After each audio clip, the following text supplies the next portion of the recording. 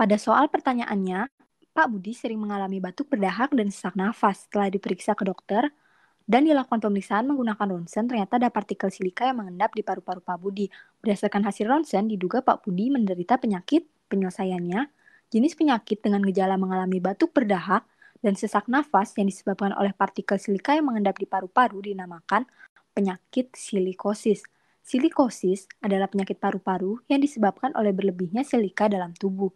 Hal ini disebabkan karena terlalu banyak menghirup debu silika dalam jangka waktu yang lama. Silika adalah mineral berbentuk kristal yang dapat ditemukan di pasir, batu, dan kuarsa. Paparan partikel silika yang terjadi secara terus-menerus akan menimbulkan luka pada paru-paru sehingga sistem pernafasan manusia dapat terganggu. Penderita silikosis akan mengalami gejala awal berupa batuk-batuk. Gejala lain yang dapat ditimbulkan pada penderita silikosis yaitu demam, nyeri dada yang terasa menusuk, dan kesulitan bernafas.